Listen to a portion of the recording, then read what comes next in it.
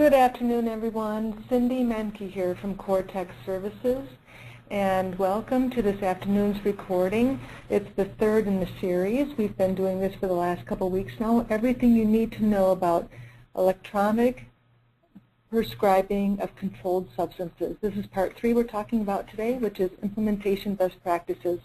Really appreciate you taking the time to be here today. If by chance you missed part 1 or part 2, those recordings are on our website. And I'll just keep talking about some housekeeping items here then. Anyone that's been joining us in today's recording as well, at the end of the presentation we will send you the slide deck. And then as soon as the recording is available online, we'll send you the link to the recording as well so you can share it with your colleagues. During this presentation today, everyone will be on mute. At the end, we will take questions and answers. If anything pops in your head that you want to get an answer to, just use your chat window and put your question in there, and we'll get to it at the end of the presentation. Today's presentation is a fun one, I think. I think it's fun dealing with the end users, and especially if you've put in a solid system, then your users are going to love you for what you just gave them, the tools that you just put in front of them. So let's get right into today's topic. Let's see, I think I talked about this already. A couple weeks ago we talked about accommodating the provider, looking at is it worth it, and determining your readiness.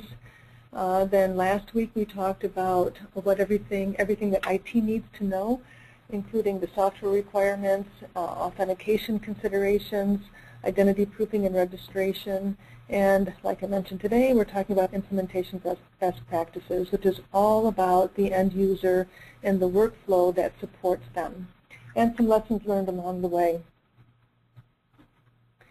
The agenda we'll be following today is we'll be starting with who is Coretek, and then we're going to be talking about some of the myths that we're hearing in the industry as we're out there talking to our customers. I'm going to recap very briefly talked about in part 1 and part 2, so everybody's on the same page, and then we'll talk about implementation best practices and the lessons that we've learned along the way that will help you in this endeavor as well. I expect today's recording to not take up the whole hour. I think we're going to end about 40 minutes into this or so you'll get some time back into your day. So let's start with who is Coretek. As you can see, we are a national company. The blue dots here represent clients that we've worked with across the whole U.S., coast to coast. And Coretek Services is a nationally recognized industry-leading healthcare consulting company and systems integrator that delivers high-value and innovative solutions. We work specifically and directly with healthcare companies, healthcare entities of all sizes, and what's unique about that is we've been doing it for about 10 years now, and the lessons learned from the big and the small we can carry from the big and the small to each other, and everybody kind of learns together. Our claim to fame in this space is a virtual clinical workstation, but we also get very involved in complex migrations, infrastructure design, project management, and strategic staffing for specific projects. And we also do custom managed support contracts for to augment your current IT staff or to help with any complex projects that we've helped you implement. That's enough about who is Coretek. Let's get into our topics today. So we talked about this last week a little bit, which is when it comes to electronic prescribing of controlled substances, what are some of the myths that we're hearing out there? The first one is that not an issue for me, my EMR vendor will handle it. I hate to break it to you and be the first one to tell you that that is not the case. It is true that your EMR vendor, they have to do the audit process, they have to put the hooks into the application to accommodate the second factor authentication, but just because those features exist in your EMR software doesn't mean it will automatically be implemented. So we're going to talk about that a little bit when I recap. The other myth that we hear is that I'm going to have to go through an in-person certification process. That's not true either. The software vendor has to go through that, and the pharmacy has to go through that, but the prescribing doctor does not. There is a process, but it's not an in-person process. The other myth that we hear is that, well, I'm not in New York or Ohio, so I don't have to worry about it. So let's talk about that for a minute. Why New York and Ohio? First of all, Ohio already has implemented e-prescribing and EPCS. They've been doing it for a couple of years. They're very much the leader in this space, and they have reaped the benefits of this already. Why did I bring up New York? Well, New York has a state legislative mandate that they will all have to e-prescribe by March of 2015.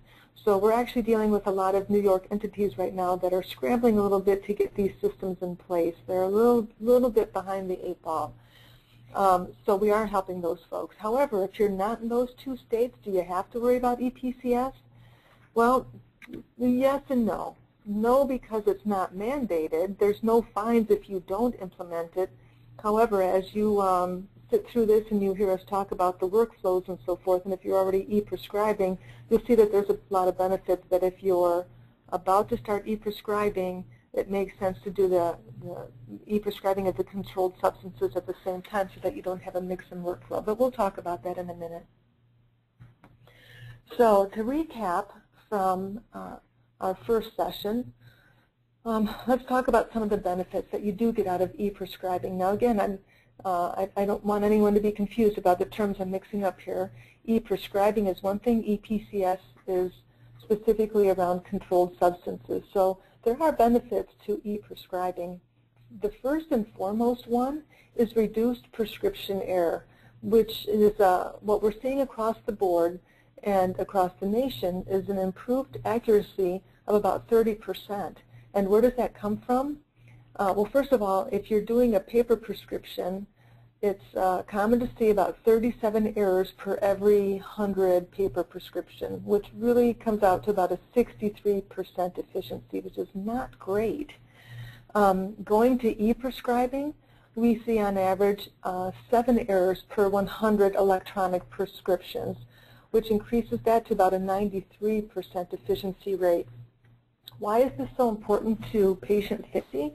It's interesting to note that about 40% of ADEs, which is adverse drug effects, for anybody that's readmitted to a hospital within 30 days, we see for a 40% rate of either a primary or secondary reason being an adverse drug reaction.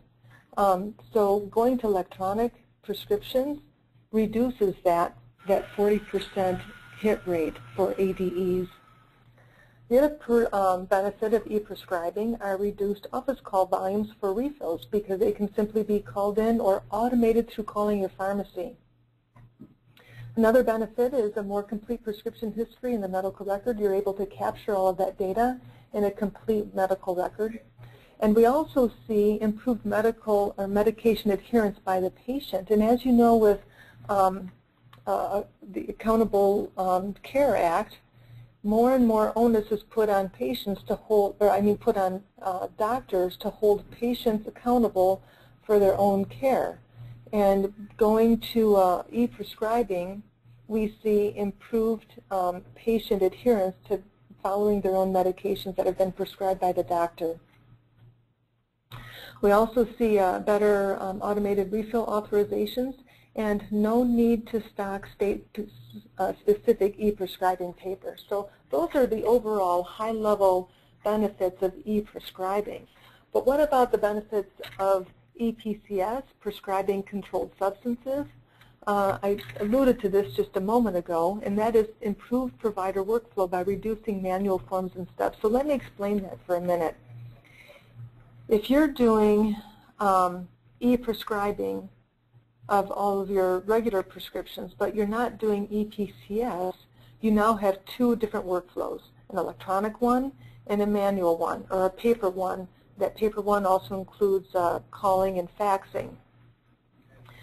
That pushes you in a corner where you have to manage the history of those 2 systems, and you have to continue to stock that secure paper required by your state. And you have to maintain those records for 2 years. The benefit of going to EPCS, as you can see from the workflow on the screen here, Without EPCS, it's quite an involved process. It takes time, it takes money, and it's open to a lot of error, as we saw from the previous screen. The same errors you saw for e-prescribing completely apply here. So the doctor either has to write the script or fax it to the pharmacy. The pharmacy then has to call back the doctor to seek clarification that you are the doctor prescribing, and then the prescription can be fulfilled.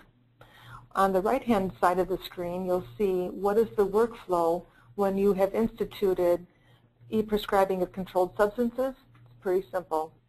You create your prescription through your EHR or your EMR. Small change in workflow to add a second factor authentication, such as a biometric, and then that prescription goes straight to the pharmacy, and the pharmacy, who is enabled to receive EPCSs, simply fulfills the script. It's that easy. Another benefit of EPCS is reduced prescription forgery by 3 to 9%. And that's kind of the reason that the state of New York is mandating this as well. So already from the ISTOP legislation that they've put in place as a precursor to EPCS, they've seen a 70% drop in doctor shopping, which is a very big factor in controlled substances being illegally on the market. So again, recapping part one, which is, are you ready for this? We have to look at the dependencies of EPCS. What has to be in place in order for you to go down this road? The number one thing is, does your state board allow for EPCS? So we already know in Ohio and New York they do, but what about the rest of the states? Well, I'm happy to tell you that the only exceptions that aren't or don't have a mandate in for EPCS right now are Vermont and Kansas. All the other states are approved for either Schedule 3 through 5, and some are 2 through 5. So when it comes to your specific state, you would have to check with your own DEA website. The next question is your EMR EPCS certified? I can tell you that to date, Epic is, Cerner, McKesson Paragon, McKesson Horizon, Meditech, Healthline, and Siemens are all EPCS certified. Now, I will caution you and say that sometimes there is an additional charge to add that module. You'd have to check with your own vendor. The next one that is really, really key is, does your local pharmacy support EPCS? And for that, I can tell you that that list is growing day by day. On average, across the whole United States, about 68% of the pharmacies out there do support EPCS. The list is so big, though, I could not show it on the screen. SureScripts.com has a list that's updated weekly, daily, whatever. As other pharmacies are added, they're added to the website. So that's the best place to check to see if your local pharmacy does support EPCS. The next thing that you have to look at are your own signing credentials. You have to acquire your own signing credentials, which is called identity proofing. It's a process that you go through with the DEA so that they can identify who you are. We did cover that in detail, and you can get the recording to get into that. The last thing is, have you implemented approved authentication technologies for electronic signature, which I'll talk about in detail in a second here as we continue to recap. That part actually was recapped in part two. So in part two, we talked about obtaining those EPCS signing credentials, which included getting your own DEA number and being GSA approved. We talked about the hospital having its own DEA number and going through the hospital credentialing office. We also talked about registering for those authentication credentials and requesting those EPCS privileges. Now, once you have got all this in order and you're going down the road of EPCS, as you're going through this workflow, your prescription system or your EHR system, when you're doing your prescription, will display an EPCS attestation dialog. It's at that point in the workflow that you, the prescriber, would have to use a second form of authentication to sign in and prove your identity to sign off on that controlled substance. Other things to take into consideration once you have instituted EPCS is that any of your identity tokens have to be reported to the DEA within 1 business day. The other thing to remember is that if, for whatever reason, the EPCS was not successful in any way, then a paper or oral replacement to that prescription must indicate that the original prescription was electronic and which pharmacy it was designated to.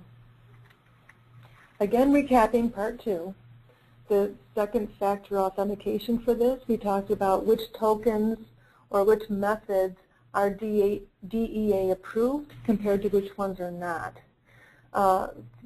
Very quickly, the ones that are one-time tokens plus a password, so it could be a soft or a hard token. The key to remember here is that these tokens must be FIPS 140-2 level compliant. That means they have a low false positive rate. Another sort of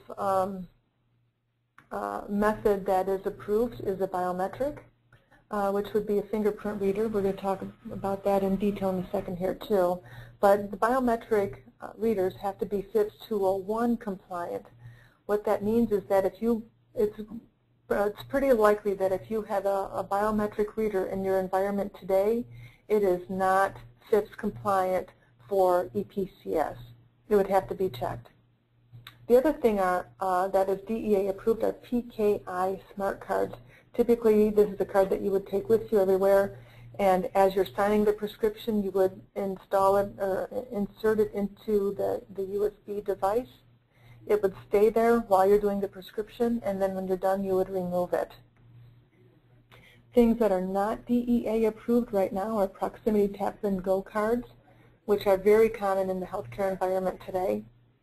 Out-of-band methods that are sent via text messages, security questions, and I think I alluded to this already, most built-in fingerprint readers that you see on laptops because they are not FIPS compliant. Okay, again, recapping part 2, we talked about the workflow and the fact that whether you do e-prescribing today or not, the workflow will change. The good news is it's just a small little blip on the radar. It changes in a very small way, and it's a very positive change, actually. And going to EPCS is a welcome change to the doctor or prescriber compared to a manual system because it is so streamlined. So this is finally, we're into the meat of what we're talking about today. What is the implementation best practices that we can share with you and the lessons learned in installing a new system? So at this point now, to recap real quickly, we're assuming that you've looked at the 5 key components. Are you ready to do this? You've instituted it, and now you're ready to roll it out. Well, let's talk about that. Before you even go live, what you'd want to do is put together a doctor hearing committee and over-communicate what you're about to roll out to your doctors and why. You're going to want to set up a test or a demo environment so that you can show them offline or out of production what their new workflow is going to look like. I can't stress how important this is, this pre-communication before you roll out new systems. What happens when you do that is that you'll find out that they get excited about what's about to come because they realize that it is a positive change in the workflow, that it's going to reduce errors, and it's going to save them time. So what you'll end up with are some champions who will further your cause for you when you do roll out a new system. Where that helps you is that if there's any bugs, and we hate to say that there's bugs, but sometimes there are, there's little hiccups in the go live. But when there are, if you have your users on board ahead of time and they're champions and they want to see this system succeed, then they're in your corner when there are problems or hiccups. And they help you smooth it out with the other users who might not be as positive as they are. Another thing that you want to do pre-go live is to set up some pre-enrollments with your biometrics. Now, another good lesson here is to enroll all 10 fingers, because you never know when someone's going to get a cut or get a broken arm or burn their finger or something like that. So no harm in enrolling every single finger that they have. Just takes a couple minutes, and that way, if there are any problems later, you got a 1 in 10 chance of having a good read on something. But I can tell you with the new biometric readers and the FIPS level compliant that they are pretty darn accurate, and it's hard to get a bad read. But just to be safe and to cover all your bases, enroll all your fingers, and then you're ready. At the point of the go live, these may sound like silly things, but they go so far. First of all, endpoint placards. If you recall from, if you were sitting in on the first or second series, then you know that we talked about the fact that when you go through a workflow analysis and figure out which devices you should EPCS enable, you'll realize that not all systems, not all endpoints need to be EPCS enabled. You're just going to pick the key ones that are in the high traffic areas, things like that. Once you've identified those systems, you're going to want to put some placards on them and with some instructions. You're going to want to label them in a separate way so that everybody knows if those particular endpoints are off limits for everybody else, or and they shouldn't be. There's no reason to define a workflow where the EPCS enabled stations are off limits. They should be dual usable for anybody. But the ones that are EPCS enabled, you're going to want to label them in a special way so everybody knows that those are the systems that they can go to. When it comes to feet on the floor, this is what we've learned, is that we've put together some cute T-shirts with big, very clearly spelled out on the back of the shirts that they are there for support. And during your go live, rolling these systems up for the first time, you're going to want to have those folks walking floors, looking for the doctors, and helping them out through any new processes. Again, communication, you just can't over-communicate in these instances.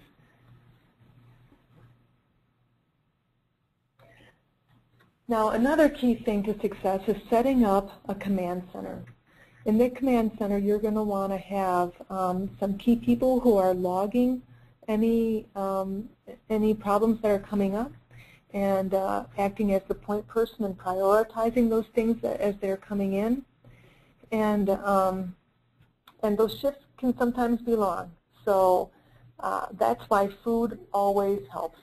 One of the best foods I found to have on the table for your command center people are grapes, because you don't get fingers eating grapes. You can pop them in between things, and they're high energy, and they keep folks going.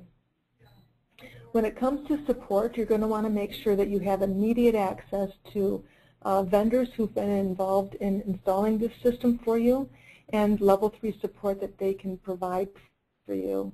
Because the key thing here is that for any issue that is reported, to fix it quickly. By fixing it quickly, you maintain your user confidence and you keep your champions going. So probably the bottom line here is, if you've done a good pre-pilot rollout and you've shaken out the bugs, then if you've done all that right, when you finally do get to go live, it's just little hiccups that you're barely dealing with, and you're keeping a happy user community. It's really that simple. It's communication, it's pre-testing, it's support, and it's quick response times. That's really what it's all about in any sort of IT or new workflows that you're going to roll out to your user community. Anyway, like I said, this is probably going to be a quick one today because we've been in the previous sessions. But to recap or to summarize the compelling reasons to implement EPCS, number one, a streamlined provider workflow. What we see are that 70% of prescribers report that their EPCS workflow was easy to use, and the workflow was easy. It just flowed with them. It enhanced their ability to see their patients. It didn't hinder them. Also, it provided a higher adoption rate of e-prescribing because because you don't want to mix up your workflows in between paper and electronic. Another compelling reason to implement EPCS is improved productivity and cost efficiencies. So what we see are reduced pharmacy and provider callbacks and overall efficiency savings of as much as $700 million annually for an average-sized hospital and an average-sized community. We also see reduced fraud of about 3 to 9%, and we see enhanced security over controlled substances. Overall, 60% of prescribers report better monitoring and pharmacy coordination and improved accuracy, so less callbacks and much better adoption rates. What does that amount to at the end of the day? Better patient care, which is what we all want to drive toward, is better patient care. So what are the next steps? Like I said, if you've missed the first 2 webinars, they are listed on the Coretek website, and the link is here. Don't worry about writing down that link. We will send you the deck. More importantly, though, we want to offer up to you a free readiness assessment. That means going through understanding the EMRs that you have in place. Is your pharmacy ready? What does your current workflow look like? What sort of authentication devices do you have in the environment already? How can we improve that workflow? Really, that's everything that Coretek brings to the table, is how can we improve your doctor and clinical workflow so that you can take better care of your patients. That's what we're all about. And with that, I'm giving everyone about a half hour back in their day. Do we have any questions from the user audience? So, like I said, this is fun easy part. It's always fun and easy, and users are looking forward to getting a system that's going to help them, not be a hindrance to them. And that's what we're here to help you do. Thank you for joining us today, and keep checking back on the website for other webinars that will be coming up in our series. Thank you so much.